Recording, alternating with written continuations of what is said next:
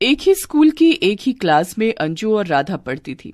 अंजू के पिता बहुत अमीर थे और राधा के पिता बहुत गरीब थे।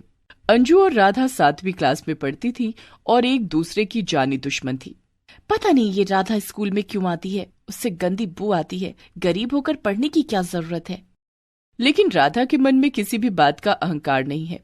अंजू उसे बार बार परेशान करती है और वो चुपचाप सह लेती है।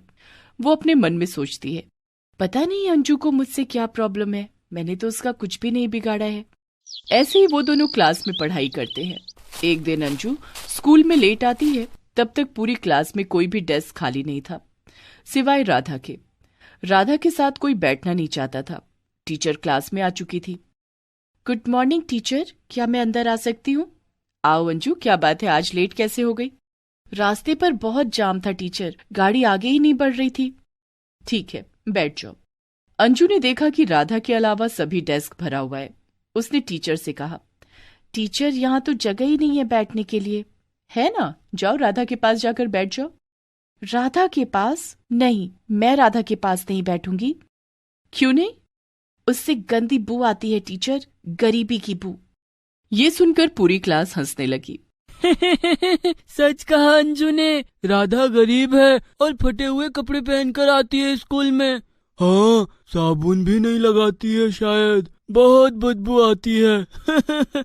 पूरी क्लास को अपनी गरीबी पर हंसते हुए देखकर राधा रो पड़ी।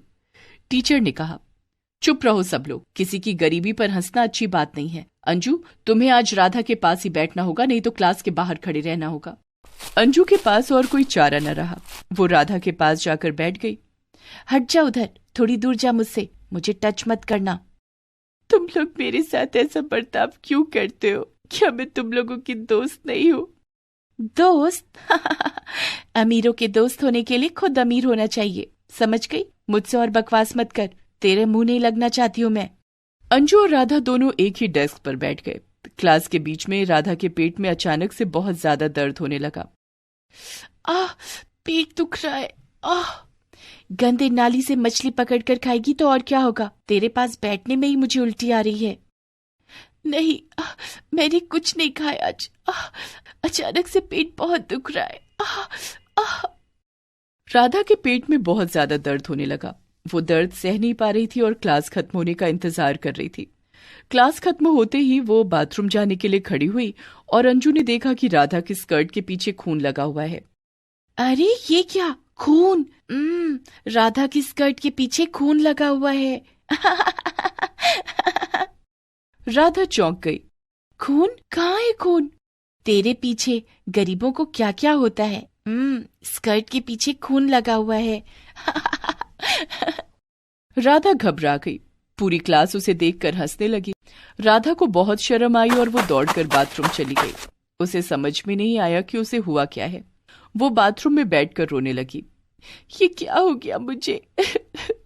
खून क्यों निकल रहा है? मैं अब क्या करूं?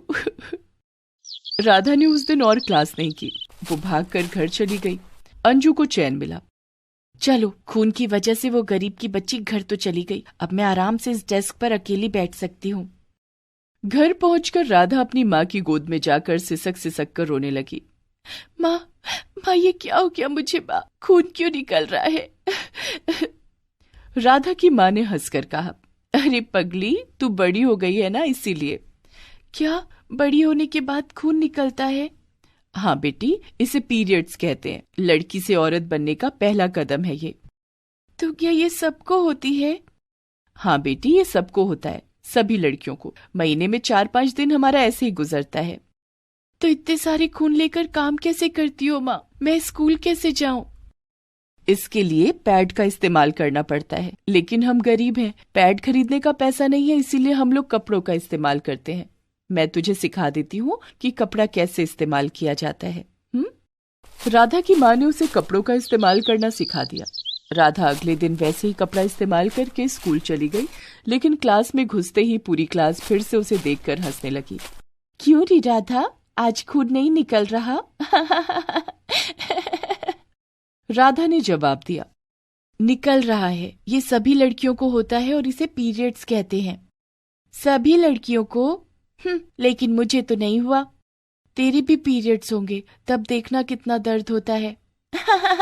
चल झूठी, ये सिर्फ गरीबों को ही होता है, मैं अमीर हूँ, मुझे ये सब कुछ नहीं होगा। राधा ने और कुछ नहीं कहा। वो चुप हो गई और क्लास में पढ़ाई करने लगी। लेकिन कपड़ा उसे चुभ रहा था। उसे पैड खरीदना था, लेकिन पैड खरीदने के लिए उसके पास पैसे नहीं थे। उसने अपने आप से एक वादा किया, अगले महीने मैं पैड खरीदूंगी, चाहे कुछ भी करके मैं पैड खरीदूंगी। 4 दिन बाद राधा के पीरियड्स ठीक हो गए और वो स्कूल के बाद एक अमीर आदमी के घर में बर्तन मांजने का काम करने लगी। उसे और कपड़ा इस्तेमाल नहीं करना था। वो पैड खरीदना चाहती थी। स्कूल में उसका मजाक उड़ता रहा। सारे बच्चे उसे खून की नदी कहकर चिढ़ाने लगे और ये नाम उसे अंजू नहीं दिया था। ऐसे ही 1 महीना बीत गया और बर्तन मांजकर राधा को कुछ पैसे मिले। जितने पैसे मिले उससे राधा ने एक पैकेट पैड खरीदा। चलो, इस महीने का टेंशन खत्म हो गया, अगले 1-2 दिन में ही फिर से मुझे पीरियड्स हो जाएगा।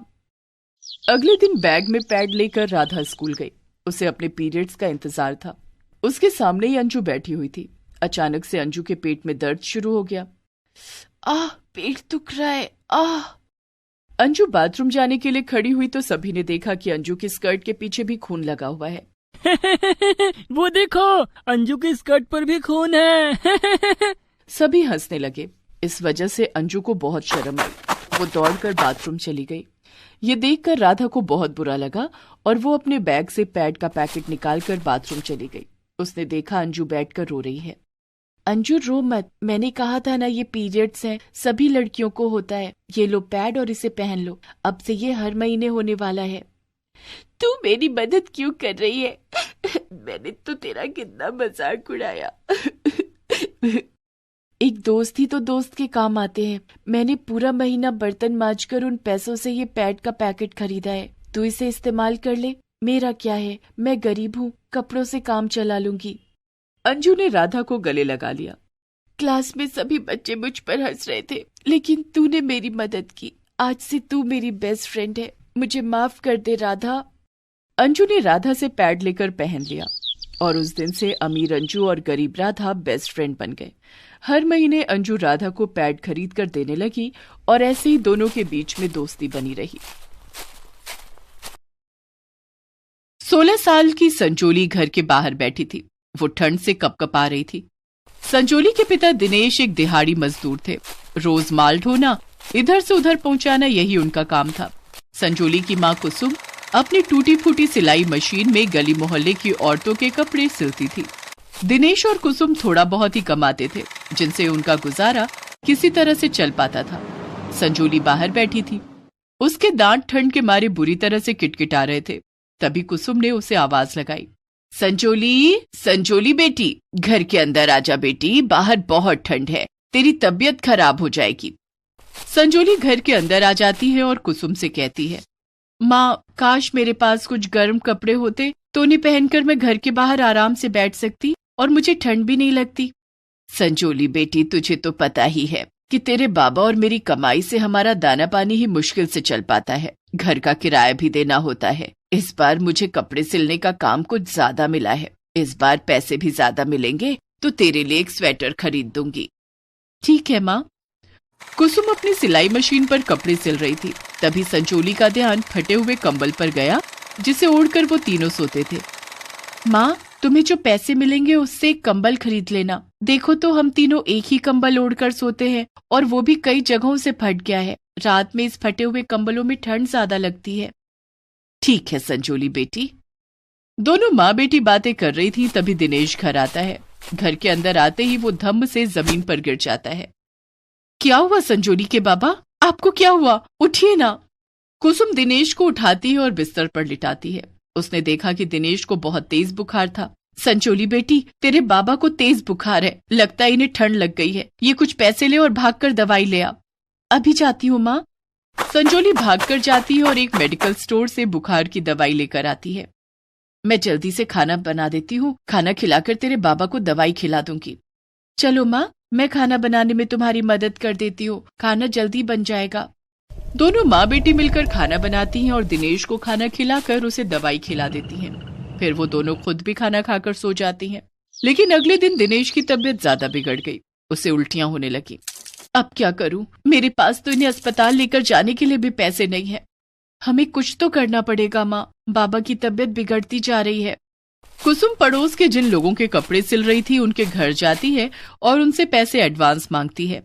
विमला, अगर पैसे एडवांस मिल जाते तो बड़ी मेहरबानी होती। संजोली के बाबा की तबीयत बहुत खराब है, उन्हें अस्पताल लेकर जाना है। ठीक है, मैं अभी देती हूँ।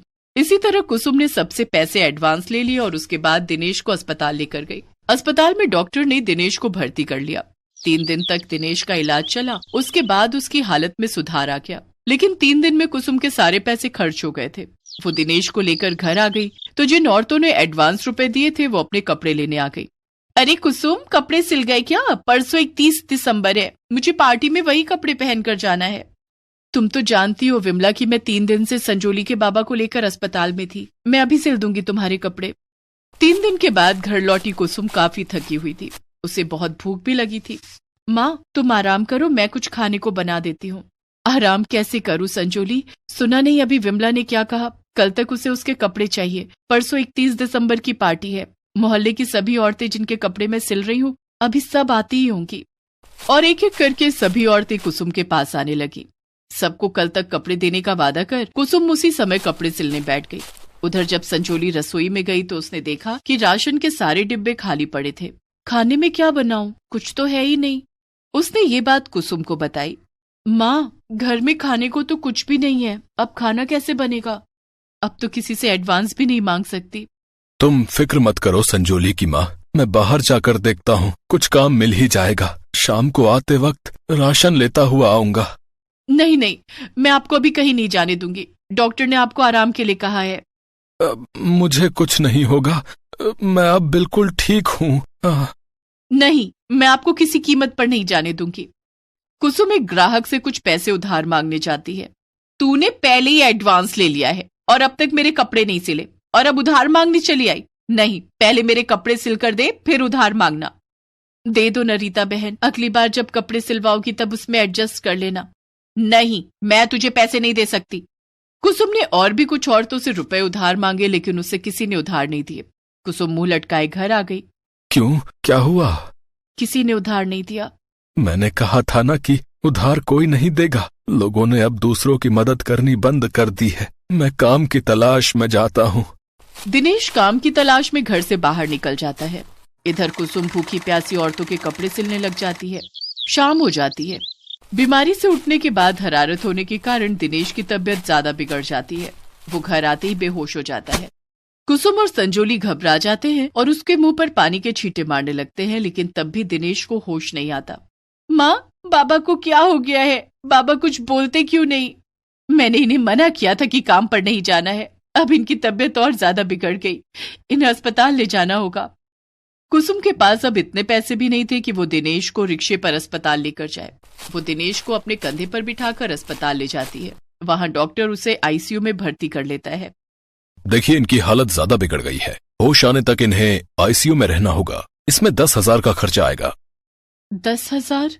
डॉक्टर साहब, मेरे पास तो 10 रुपए भी नहीं है। तो फिर आप इन्हें घर ले जाइए। नहीं डॉक्टर साहब, ऐसा मत कहिए। आप इनका इलाज करिए, मैं पैसों का इंतजाम करती हूँ। ठीक है। कुसुम और संजोली बुझे मन से घर की ओर आने लगते हैं। तभी संजोली का ध्यान एक मॉल पर टंगे एक बड़े से बैनर पर जाता है।